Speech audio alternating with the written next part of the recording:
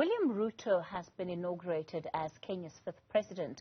Several heads of state and thousands of Kenyans packing Nairobi Stadium earlier today to watch that swearing-in ceremony.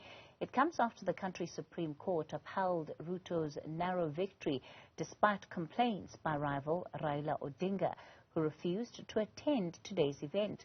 Outgoing President Uhuru Kenyatta congratulating his successor on this victory.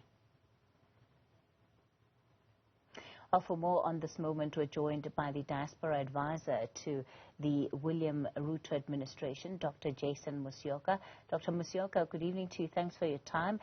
Do you think that there was somewhat of an awkward moment during that handover between the incumbent and William Ruto, given their history? Hi, Kathy, and thank you so much for having me. So the answer is yes. If you consider the history, particularly of the last 5 years, which has been not really very cordial between the president and his deputy, and the process towards the elections was particularly acrimonious because the president was actively campaigning, the former president now, actively campaigning against his deputy. So there was a tense moment, and even after the Electoral Commission made its judgment, the former president refused to acknowledge the now president. When the case went to Supreme Court and the Supreme Court judged that the elections were fair, the former president still refused to acknowledge. In fact, he actively also mentioned that his president will be the former Prime Minister Raila Odinga. So today, the body language perhaps told a lot about the feeling between the handover or the president who was leaving and the current president. There was a bit of uneasiness there, of course. Regardless of those personal tensions, of course, the will of the Kenyan people has been realized here. How significant a moment is it, do you think, for Kenya, especially to have had that contestation post the elections, have this matter come before court and see what we did today, which was a very peaceful inauguration ceremony?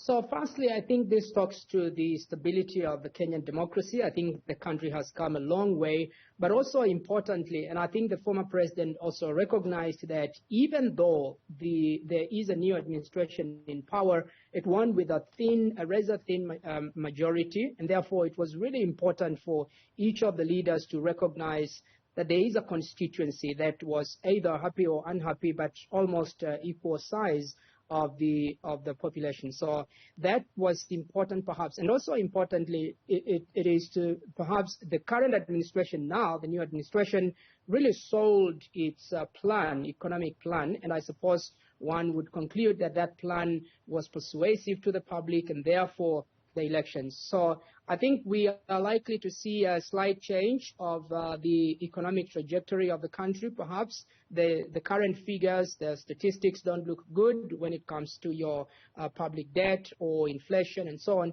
So we hope that there would be a change from the living administration. Of course, all that being said, it doesn't mean that the inauguration went off without incident. Talk to us about some of the logistical issues around this event, and in particular the stampede that we're told took place at the stadium.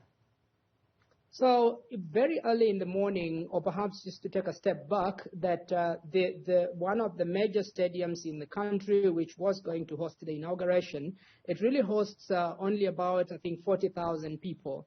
And there were, of course, this was a monumental occasion for the president, who was once upon a time a chicken seller. So you had people coming in from the rural areas, some cycling bicycles for up to 300 kilometers. So there was a massive audience across the country who really just wanted to attend the inauguration. So the limitation or the threshold that the stadium could hold, unfortunately, there were more people than it could hold. So what happened then was that people started jumping over the fences, and and there was, of course, a collapsing of one of the gates, and then a stampede followed, and a bit of a panic there. But ultimately, it was contained. It was nothing major, but it was notable, of course.